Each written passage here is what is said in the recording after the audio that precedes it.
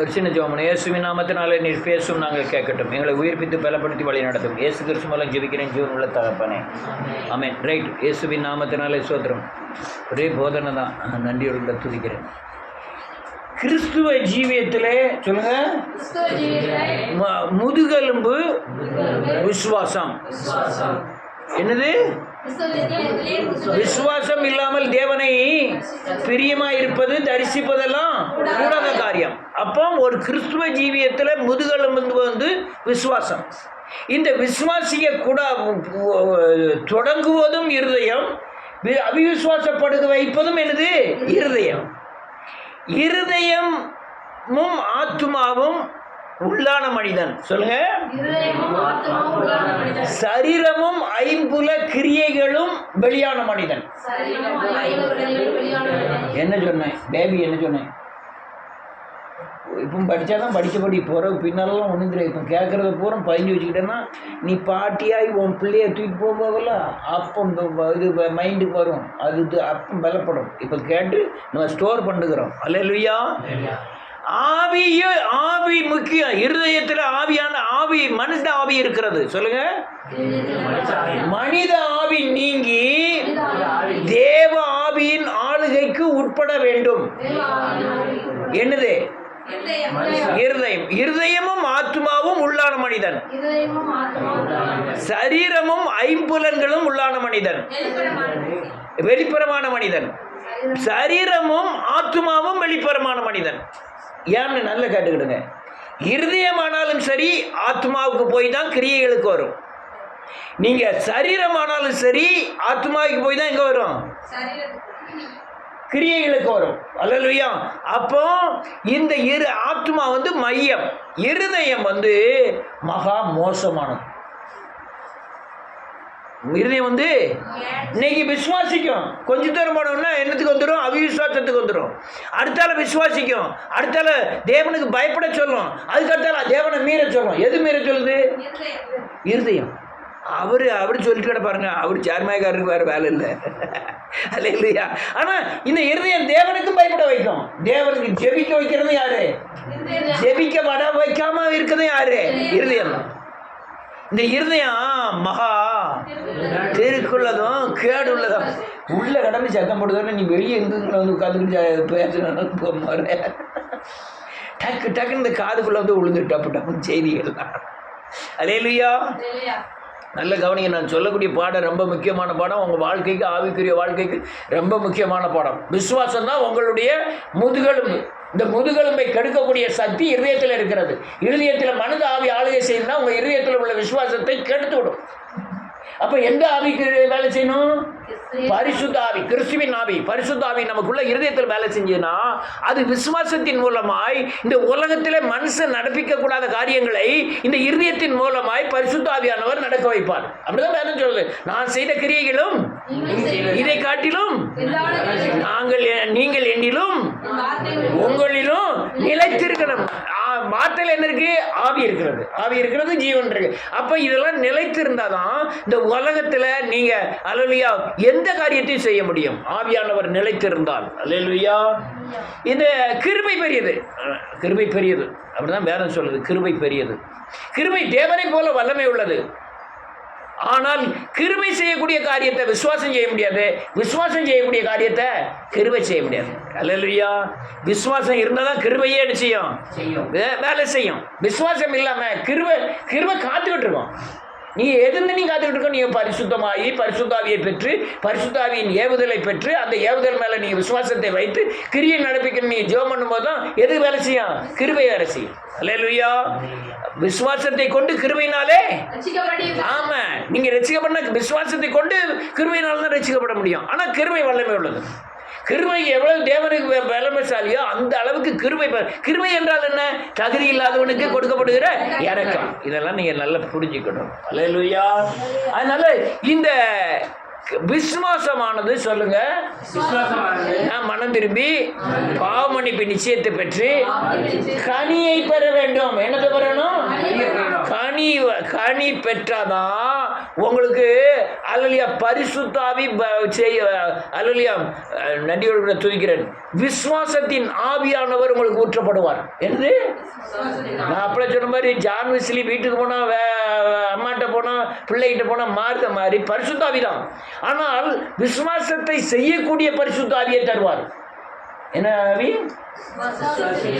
இதில் நீங்கள் குழம்பலையா? யாரும் குழம்பலையா? குழம்புலன்னா கேட்டுக்கிடுங்க. நம்ம இந்த பரிசுத்தாவி அந்த பரிசுத்தாவின்னு சொல்லிட்டு இருக்கேன், இந்த பரிசுத்தாவின்னு சொல்லிட்டு இருக்கேன். என்ன மாதிரி புரியலைன்னா கேட்டுக்கிடுங்க. பரிசுத்தாவி அது ஒரு பரிசுத்தாவி தான். இது விசுவாசத்தின் ஆவி என்னது? பரிசுத்தாவி. அப்போ நீங்க எப்ப என்னது பெற்றா அந்த பரிசுத்தாவி வருவாரு? நீங்க மனம் திரும்பி பாவ மன்னிப்பு நிச்சயத்தை பெற்று கனி பெற்றாதான் யார் வருவா? எந்த பரிசுத்தாவி? விசுவாசத்தின் ஆவி, அந்த பரிசுத்தாவி. இவர் என்ன செய்வாரு? வரத்தை தருவார். என்ன தருவாரு? வரம்.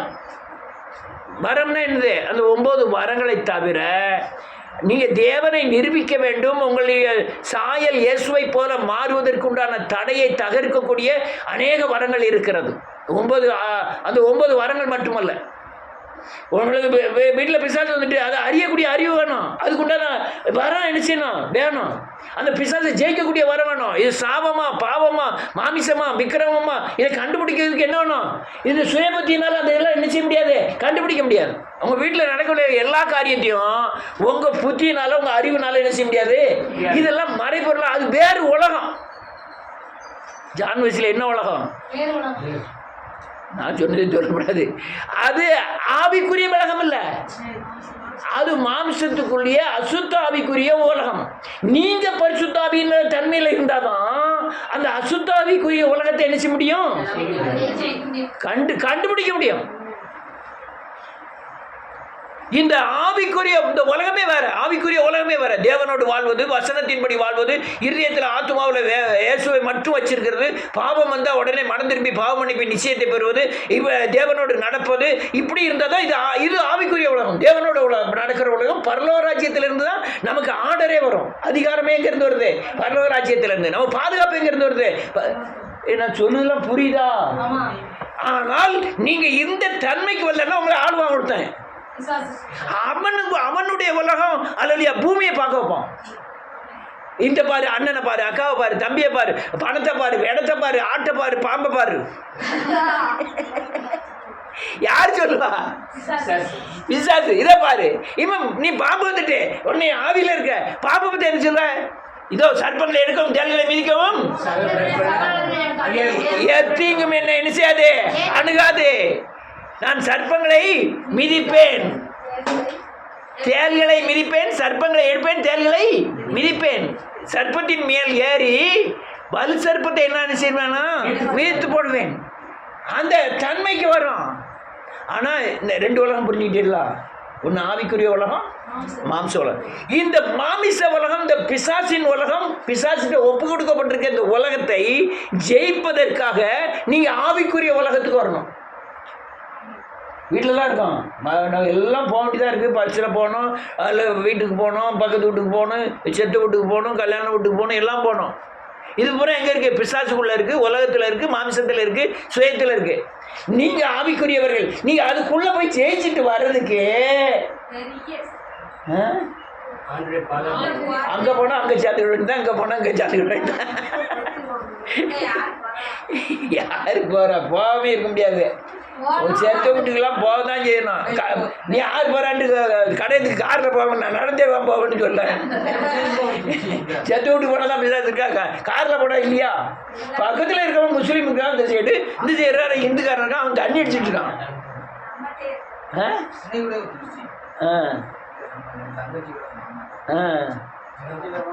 அவரு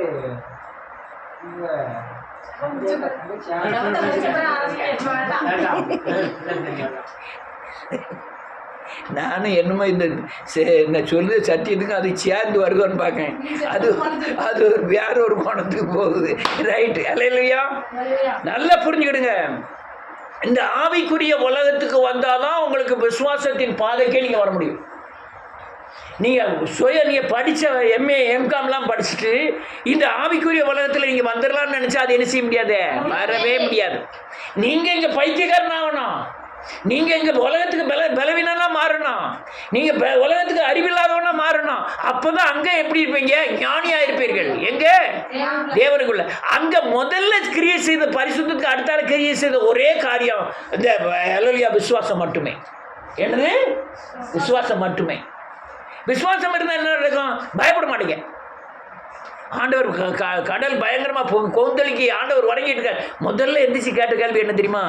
ஏன் உங்களுக்கு விசுவாசம் இல்லாமல் போயிட்டு? ஏன்டா இல்ல விசுவாசம் அப்படின்னு. அப்ப விசுவாசம் ஒரு முதுகெலும்பு. கிறிஸ்துவ ஜீவியத்துக்கு விசுவாசம் அதை கெடுக்கிறது இருதயம். தொடங்குது வந்து இருதயம். என்னது? இருதயம் தான் தொடங்குது. ஆனா முடிக்கிறது எது? ஆனால் தொடங்குறது இருதயம். முடிச்சுட்டு நான் தொடங்குது எங்க தொடங்குது தெரியுமா? சிலுவையில். எங்க? வாசிப்போம். எபிரேயரின் புத்தகம் 12வது அதிகாரம்.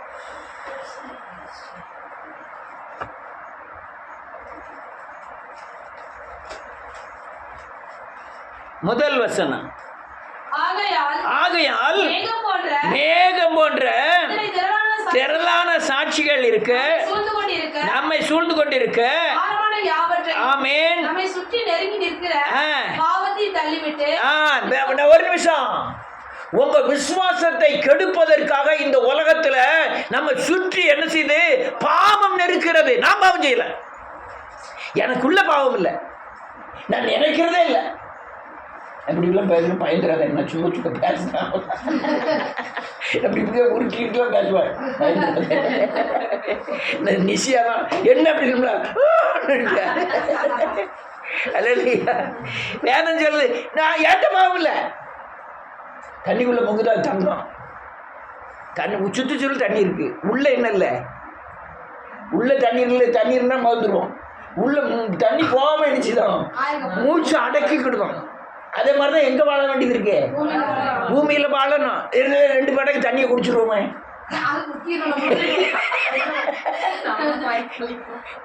நம்ம மதப்போம். எவ்வளவு சாப்பிட்டாலும் குண்டாகலன்னா அங்க போனா 3 நாள் என்ன செஞ்சிருவோம். ரைட். அப்போ இந்த உலகமும் தண்ணிக்குள்ள நம்ம இருக்கிற மாதிரி தான். சுற்றி நெருக்கி நிற்கிற பாவங்கள், பல கோணத்துல பாவங்கள். நீ கண்ணுனால பாவம், யோசனைனால பாவம், நீங்க அறிகிற அறிவினால பாவம், தொடுறது பாவம், பேசுறது பாவம், பக்கத்தில் இருக்கவன் பாவம், எல்லாமே பாவம். அதுக்குள்ளதான் நான் என்ன செஞ்சுட்டு இருக்கேன்? ஜீவிக்கிறேன். இப்ப என்ன ஆயிட்டு? இதுல நான் அலலியா தப்பிச்சு தேவனோட வாழணும்னா என்னால முடியாது. என்னால என்ன வேணும்? எனக்கு விசுவாசம் வேணும். என்ன விசுவாசம்?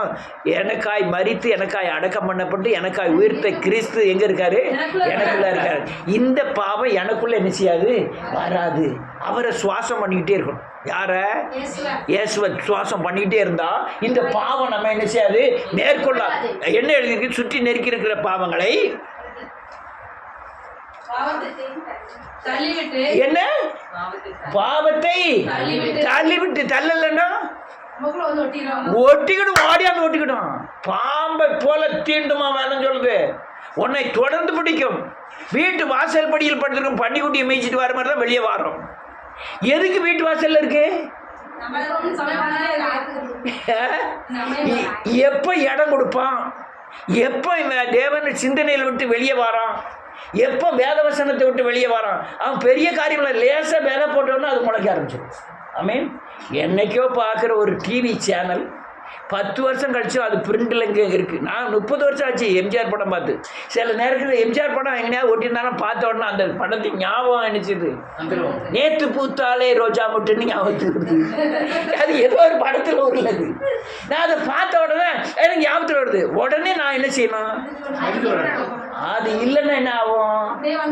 அது உங்களுக்குள்ள பிரிண்ட் ஆகி உங்க ராத்திரி உறங்கும் போது எல்லா படமும் வந்துடும். அப்படியே முதல்ல இருந்து உரிமை குரல் படம் பூராமே வந்துடும். அப்ப அங்கனே பேய் என்ன செய்யணும்? உதறி தள்ளி விடணும். அது பக்கத்துல இருக்கக்கூடாது. தள்ளி விட்டுட்டு அடுத்தல விசுவாசத்தை துவக்குகிறவரும் ஆமென் முடிக்கிறவருமாய் இருக்கிற. அப்ப விசுவாசத்தோட நான் தான் தொடங்கினேன். ஆனா தொடக்கினவர் யாரு? இயேசு. இயேசு. என் விசுவாசத்தை கொண்டு நான் என்ன செய்யப்பட்டேன்? ரட்சிக்கப்பட்டேன். கிருபையினாலே விசுவாசத்தை கொண்டு ரட்சிக்கப்பட்டேன். ரைட்டு. உதறி தள்ளி ரைட். அடுத்தல இயேசுவை நோக்கி, எந்த இயேசுவை? கல்வாரி கல்வாரி சிலுவையில அறையப்பட்ட இயேசு கிறிஸ்துவை. எதுக்கு ஓடணும்? சுற்றி நெருக்கி நிற்கிற பாவங்களை நான் என்ன செய்யணும்? உதறி தள்ளதுக்கு. எனக்கு உதறி தள்ளுவதற்கு எனக்கு என்ன இல்லை? பலம் இல்லை. இந்த பலன் இருக்கு. நான் 100 கிலோ மூடைய தூக்கிடுவேன். ஆனா என் கண்ணை மாத்திரம் என்ன செய்ய முடியாது? அடக்க முடியாது. நான் 200 ஒரு 10 தோசை சாப்பிடுவியா? 8 இட்லி. நான் இட்லி சாப்பிடுவேன். ஆனா பிசாச சாப்பிட சொல்ல ஜெயிக்க முடியாது. அது ஜெயிக்கிறதுக்கு இந்த பலம் போறாது. அது பிறகு எங்க போகணுமா? விசுவாசத்தை தொடக்கிறோம் முடிக்கிறோருமாய கல்வாரி இயேசுகிட்ட போலாம் போனோம். போய் நமக்கு நியமித்திருக்கிற ஆமென் ஓட்டத்தில் பொறுமையோட ஓட ஆமென் சுற்றினர் இயேசுவை நோக்கி விசுவாசத்தை கொண்டு பெற்றுக்கொண்டு இந்த நீ ஓடுகிற அந்த உலக வாழ்க்கையில பொறுமையா ஜெயிச்சு ஓடணும். பொறுமைன்னா என்ன அர்த்தம்? சிந்தனையோட. பொறுமைன்னா என்ன அர்த்தம்? நான் என்ன செஞ்சுட்டு இருக்கேன், என்ன செய்யணும், அது நம்ம சுற்றி என்ன நடக்கு அப்படின்னு அறிந்து என்ன செய்யணும்? பொறுமையோட ஓடுறதுக்கு விசுவாசத்தை தருவார். விசுவாசத்தை தொடக்கிறவரும் முடிக்கிறவருமாய் இயேசு. அல்லேலூயா. முடிக்கிறவருமாய். எங்க விசுவாசத்தை பெறணும்? சிலுவையில. நித்திய போராட்டம். நீ ஜெயிச்சுட்ட உடனே வராதுன்னு நினைக்கியா? அடுத்த நம்ம என்ன செஞ்சுட்டு இருக்கு? போராட்டம் தான். ஜெயிச்சுட்டே தான் இருக்கணும். வசனத்தை வச்சு ஜெயிப்பியோ, அல்லது மனம் திரும்பி ஜெயிப்பியோ, அல்லது அல்லலியா நன்றியோடு கூட துதிக்கிறேன் அல்லலியா வாக்கு தத்தங்களை சொல்லி ஜெயிப்பியோ, ஜெபம் பண்ணி ஜெயிப்பியோ, கடிந்து கொண்டு ஜெயிச்சோ, இது பிசாசு. இதை ஜெயிப்பதற்குண்டான எல்லா கிரியைகளும் தேவன்கிட்ட ஜெயித்துட்டாரு. பிசாசின் சிலுவையிலே நசுக்கிட்டாரு.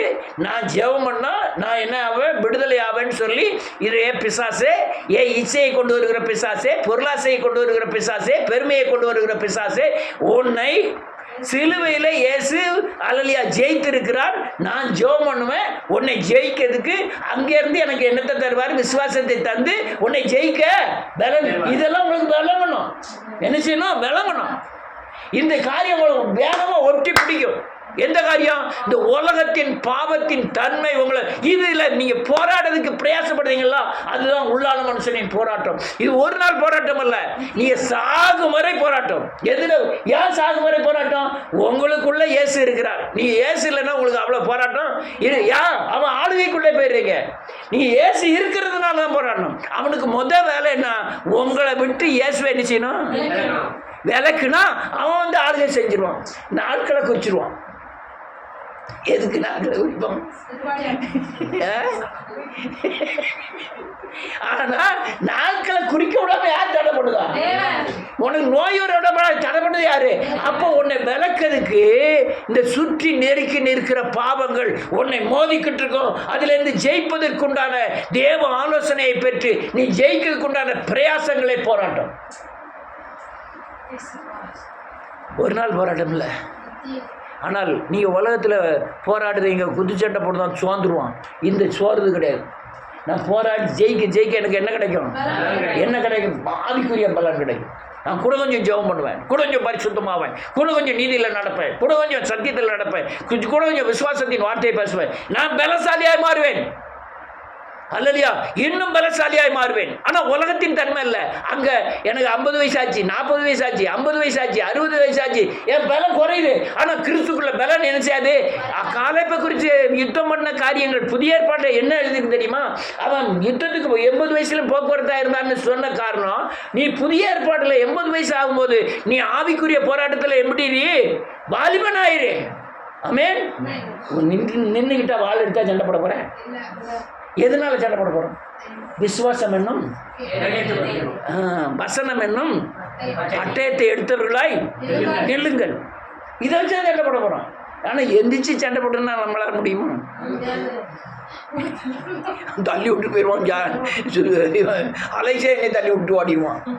ஆனால் விசுவாச போராட்டத்தில் சண்டை போட்டோம்னா தள்ள முடியாது. எனக்கு 100 வயசு ஆயிட்டோம், எனக்கு படுத்து எந்திக்க முடியாது.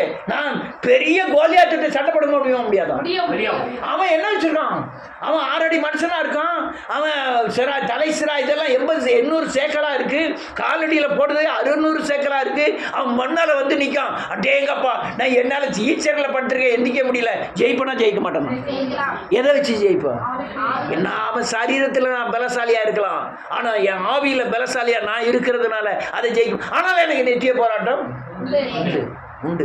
நான் எவ்வளவோ போராடினாலும் எனக்கு நித்திய போராட்டம் உண்டு. அல்லேலூயா. ஒரு வசனத்தை வாசிப்போம்.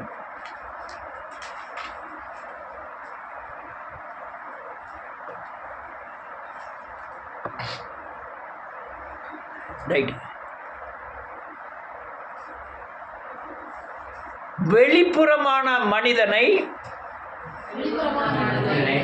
மாமிசம் ஆளுகிறது, உள்ளான மனுஷனை பரிசுத்த ஆவி ஆளுகிறது. ஆத்துமா தனியான மனிதன். இந்த ஆத்தும மனிதனை எந்த மனிதன் ஆளுகை செய்கிறானோ அவன் ஜெயிப்பான். என்னது நான் சொன்னதுல கருத்து புரியுதா? திரும்ப சொல்றேன். வெளியான மனுஷன் மாமிச மனுஷன். அவன் அல்லையா உலக இதெல்லாம் பார்க்கான். எந்த மனுஷன் பார்க்கான்? வெளியா. உலக மனுஷனோட இடைப்படுது யாரு? என் அக்கா, என் தங்கச்சி, என் மாமா வாங்கன்னு சொல்றாங்கல்ல, எந்த மனுஷன்? வெளியான மனுஷன். அவன் என்னத்தை கண்ணுட்டு பார்க்கான்? நம்ம கண்ணை பார்க்கா, மூஞ்ச பார்க்கா. ஏன் நம்ம தாமஸ் அண்ணா அங்க இன்னைக்கு பார்த்த இன்னைக்கு வர்றாரு, ஏன் தாமஸ் மாமா அப்படிங்காங்க. அது எந்த மனுஷன்? வெளியான. ஆனா உள்ளான மனுஷன் இருக்கான், அவன் இருதய மனுஷன். அவன் பரிசுத்தாவி மனுஷன் வச்சுக்கிடுங்களேன். அவன் விசுவாச மனுஷன். 2வது இது சொல்லி கொடுக்குறேன். விசுவாச மனுஷன் என்ன மனுஷன்? ஆவியின் கனி நிரம்பின மனுஷன். அன்பு, சந்தோஷம், சமாதானம், நீடிய எங்க இருக்கே? உள்ளான மனுஷன் இல்லை. என் மனித ஆவி போயிட்டு, நான் இந்த ஆள், இந்த ஜாதி, அந்த ஜாதி எல்லாம் எனக்கு போயிட்டு, இப்போ எனக்கு என்ன இருக்கு? ஆவியின் கனியின்படி வேதவசனத்தில் இருதயத்தில் விதைக்கப்பட்ட வேதவசனம் வளர்ந்து இருக்கிறதின்படி என் வாழ்க்கையை அமைக்கிறதுக்கு எனக்குள்ள இருக்கிற மனுஷன், அது உள்ளான மனுஷன். இந்த மனுஷன் ஆத்ம மனுஷன். அவனுடைய நிலைமை தான் ரொம்ப போராட்டம். என்ன மாதிரி அல்லேலூயா. நன்றியோடு துதிக்கிறேன். அலெக்ஸும் சாமுவேலும் தக்கபார்னா என்ன தெரியுமா? கயிறு இழுத்தல். 2 பேரும் கயிறு இழுக்கீங்க, யார் ஜெயிப்பீங்க?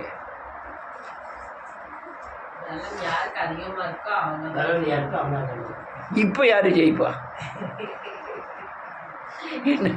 யோசனை பண்ணக்கூடிய அளவில் ஆயிட்டா. சித்தப்பா தான் ஜெயிப்பார்னு சொல்ல வேண்டியதானே, பெரியப்பா தான் ஜெயிப்பார்னு சொல்ல வேண்டியதானே. யோசனையா இருக்கு. அல்லேலூயா. அலெக்ஸு சப்போர்ட் ஓட்டுற பொழுது ரைட்டு, இயேசுவின் நாமத்தினால். இந்த அலெக்ஸுக்கு கூட வந்துட்டுனா அலெக்ஸு ஜெயிச்சுருவான். அவர் சாமுவேலுக்கு கொஞ்சம் கூட வந்துட்டுனா கூட ஜெயிச்சுருவாரு. உள்ளான மனுஷன் விலை கூடனா ஒன்றா இருந்தாங்கன்னா சரீரத்தையும் சேர்த்து ஜெயிப்பான். ஆனால் வெளியான மனுஷன் ஜெயிச்சுட்டா உள்ளான மனுஷனையும் கொண்டுருவான். புரியுதா? நீங்கள் படித்த பிள்ளை தான் வெவ்வேறு நல்ல புரிஞ்சுட்டேன். உள்ளான மனுஷன் இருந்தாலும் வெளியான மனுஷன்லாம் என்ன செஞ்சிருவான்? அடுத்தாலும் செய்ய விடாமல் ஆக்கிடுவான். எந்த பாவத்தையும் செய்ய விடாமல், பார்க்க விடாமல், பேச விடாமல், கேட்க விடாமல் ஆக்கிடுவான். ஆனால் வெளியான மனுஷன் ஜெயிச்சிட்டானோ உங்க உள்ள பரிசுத்தாவியானவர் அபிஷேகம், வரம், வேத வசனம், வசனத்தை என்ன செய்தானா பொறுக்கி போடுகிறான். துணிகரத்தை கொண்டு வருகிறான். ஏசு என்ன செஞ்சிருவாரு? அவர் சொல்லிட்டு கிடப்பாரு. ஏசு என்ன செய்வாருங்கிற துணிகரத்தை உள்ள கொண்டு வந்து தேவனை விட்டு பிரிச்சு உள்ளான மனுஷன் சின்ன பண்ணாம ஆகிடுவான். இதுல பயங்கர போராட்டம் பண்ணுது ஆத்ம மனுஷன். அவன் நினச்சிக்கிட்டு போனான், இதுக்கு இடம் கொடுக்குவா, இதுக்கு இடம் கொடுக்குவா. இங்கே பாப்பா நல்லா இருக்க ஐயா, இங்கே பாப்பா வசனத்தின்படி நடக்குது, சிவம் பண்ணுது, மனம் திரும்பலாம் எவ்வளோ சங்கடமாக இருக்குது. யார் நினைக்கா? அது 2 பேருக்கும் ஒரே போராட்டம். இங்கே பார்க்கலாம் சே இங்கே பாருங்க, இவனுக்கு இடம் கொடுத்தோம்னா நம்ம வாழ்க்கையில் ரொம்ப சங்கடப்படணும், சரீரத்தில் அடித்து நொடிக்கிறோம். இங்கே பார்க்க ரொம்ப கஷ்டமாக இருக்கா, பரிசுத்தமாக இருக்குது, நீதியாக இருக்கிறதுலாம் கஷ்டம். எந்த மனுஷன் நினைக்கான்? உள்ளான மனுஷன் இல்லை, ஆத்மா மனுஷன். இவனுக்கு தான் பெரிய போராட்டமே இருக்குது. அப்போ நீங்கள் நிர்ணயிக்கிற காரியங்கள், ஒரு பிரச்சனைக்கு முடிவெடுக்கிற காரியங்கள் எப்படி எடுக்க போகிறீங்கன்னா உங்கள் வாழ்க்கை எதிர்காலமே. ஆத்ம மனுஷன் எங்க சாய்வதற்காக முழுசுன்னு சொல்லணுமா? தெரியுமா? சொல்லு, புரியுதா? ஆத்ம மனுஷன் உள்ளான மனுஷனுக்கு சாய போறானா, வெளியான மனுஷனுக்கு சாய போறானாங்கிற முடிவு யார் கையில இருக்கு? உங்க பக்தியின் பலத்துல இருக்கு. நீங்க சரியானபடி விதைச்சு, சரியானபடி அபிஷேகத்துல இருந்து, சரியானபடி ஜெபம் பண்ணி வேதவசனத்தை கை கொண்டிருந்தீங்கன்னா தீர்க்கமா உள்ளான மனுஷனுக்கு நீங்க நிற்பீங்க. ஆவியானவர் கூட நீங்க வேதவசனம் வாசிக்காம, சத்தியத்தை கை கொள்ளாம, ஜெபம் பண்ணாம இருந்தீங்கன்னா எந்த மனுஷனுக்கு இடம் கொடுப்பீங்க? ஏன்னா அறிவு செயல்படும். இங்க என்ன செயல்படும்? அறிவு, உங்க சுய புத்தி செயல்படும். ஆனால் நீங்கள் பக்தியில் இருக்க மாதிரியோ, நீங்கள் ஜபத்தில் இருக்க மாதிரியே தான் இருக்கும். உள்ள வெளியான மனுஷன் உங்களை தின்னுக்கிட்டே இருப்பான். ஒவ்வொரு நாளும் என்ன செஞ்சுட்டு இருக்கான்? தின்னுக்கிட்டே இருப்பான். அவன் உள்ள வெளியே மட்டும் திங்கிறது இல்லை, வெளியே ப்ரெஷர் சுகர் எல்லாம் மட்டும் வர்றது இல்லை. உள்ளே இருக்கிற ஆவியானவர் இருக்க விடாமல் என்னென்ன பண்ணணுமோ அந்த வெளியான மனுஷனை வச்சு செஞ்சிருவான். நீங்கள் வேசித்தனமோ விக்கிராராதனையோ கொலைபாதகமோ செஞ்சுட்டு உள்ளே ஏசி இருப்பாரு. அப்போ உள்ளான மனுஷனை கெடுக்கிறது யாரு? வெளியான மனுஷனுடைய தன்மை. ஆனால் அவங்க ஆத்துமா தேவனை நோக்கி இருந்தால் மட்டும்தான் நீங்கள் சரியானபடி தப்பிக்க முடியும். அல்லேலூயா. நித்திய போராட்டம், கிறிஸ்துவ ஜீவன் நித்திய போராட்டம். தேவனுக்குள்ள இருந்தா ஒரு நாள் கூட போராட்டம் இல்லை. ஏன்னா ஒவ்வொரு போராட்டமும் எனக்கு சமாதானத்தை தருகிறது, எனக்கு சந்தோஷத்தை தருகிறது, எனக்கு விடுதலை தருகிறது.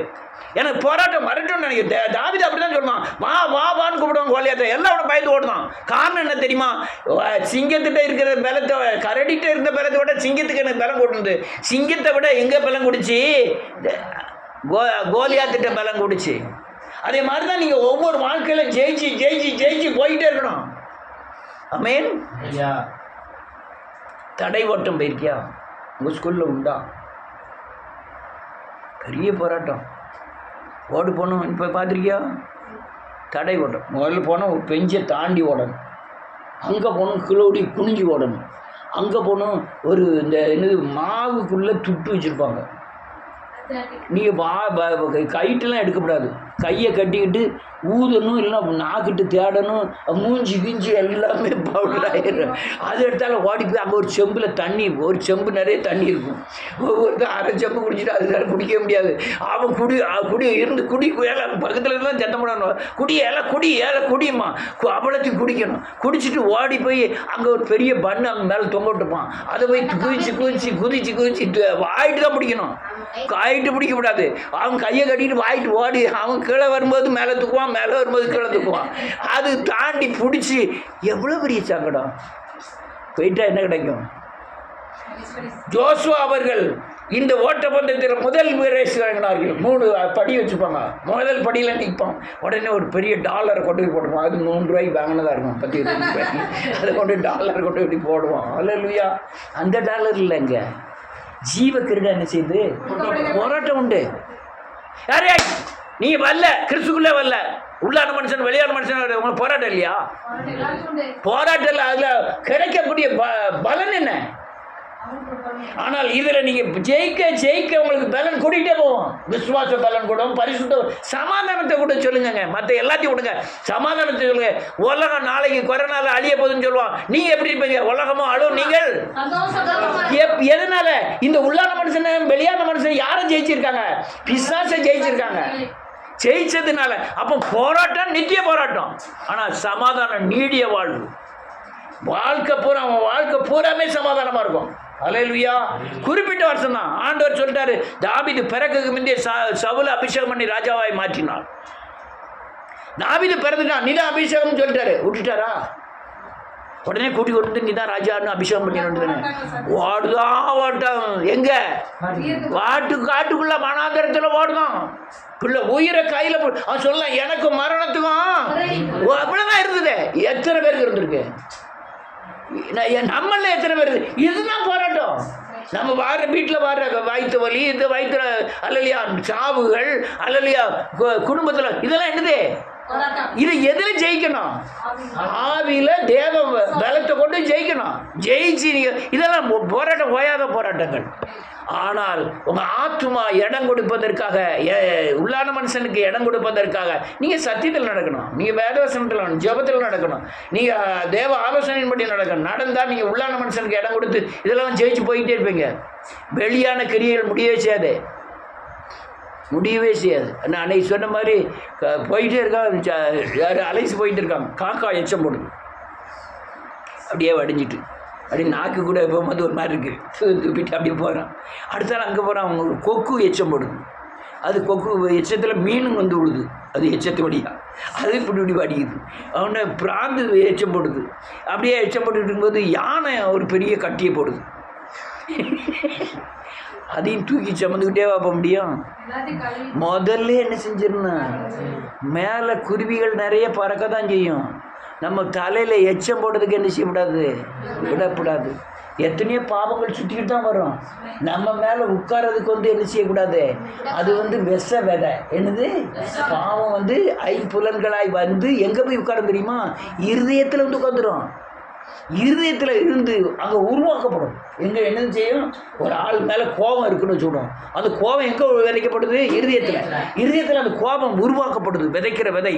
அது ராத்திரியும் வேலை செய்யும், பகல்லையும் என்ன செய்யும், அவங்க பார்க்கும் போதெல்லாம் வேலை செய்யும், அது வளரும்.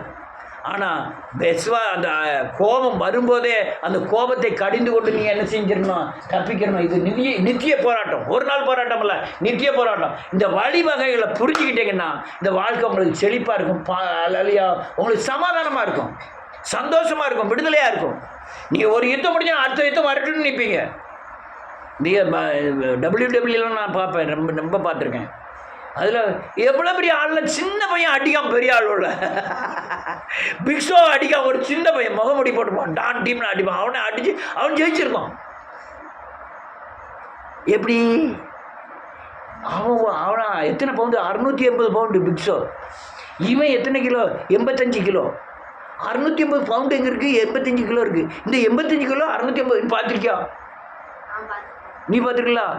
அவனை எப்படி அடிச்சிடலாம், மனசில் என்னது தைரியம். அன்றைக்கி அவனை அடித்தா இன்றைக்கி இவனை அடித்தா இவனே நானும் நினச்சிவேன். அவன் தொட தண்டி கூட அவன் இல்லை, அவன் உயரம் கூட இல்லை, வயிற்று உயரம் தான் இருக்கான். பார்த்துருக்கியா, வயிறு உயரம் தான் இருக்கான், அடிக்காம பாரு. ஆனால் நீ அந்த குட்டி பிசாசுக்கு எப்படி பயந்துக்கிட்டு இருந்தீங்கன்னா, தேசத்தை விக்கிரத்தை ஜெயிக்கக்கூடிய நம்ம எப்படி பலசாலியாய் மாற வேண்டும். அல்லேலூயா. அதனால் நித்திய போராட்டம். இந்த வாழ்க்கையில் ஆத்துமா ஜீவன் தங்கி கிறிஸ்துவின் ஆளுகைக்கு உட்பட்டதுன்னா இந்த நித்திய போராட்டம், ஒவ்வொரு போராட்டம்லாம் புரியுதா, உங்கள் வீட்டில் நடக்கிற போராட்டம்லாம் புரியுதா, ஆவிக்குரிய பலன் புரியுதா உங்களுக்கு இருக்கிற. நான் இதெல்லாம் வெளியெல்லாம் ஒருத்தன்னு சொல்லி கொடுக்க மாட்டாங்க சபையில். ஆவிக்குரிய பலன் நான் எவ்வளோவில் இருக்கேன், பிசாசின் பலன் எவ்வளோ இருக்குது, அதெல்லாம் புரியுதா உங்களுக்கு, எப்படி ஜெயிக்கணுங்கிறதெல்லாம் புரியுதா, புரிஞ்சுக்கிட்டேன்னு நீங்கள் ஜெயிச்சிருவீங்க. ஆனால் வாழ்க்கையில் ஆத்துமாவுக்கு மட்டும் ரொம்ப இடம் கொடுக்கக்கூடாது. கூடிய வர உங்கள் ஆத்தும கண்கள் தேவனை நோக்கி இருக்கணும். உலக ஐம்புலன்களையும் ரொம்ப அடக்கணும். வாயெல்லாம் பேசவே கூடாது. சிலர் அதிகமாக பேசுகிறாங்க, பேசவே கூடாது. ஆத்தும வாயே பேசக்கூடாது. உங்கள் எண்ணங்கள் தேவனுக்குள்ளாவே இருக்கணும்.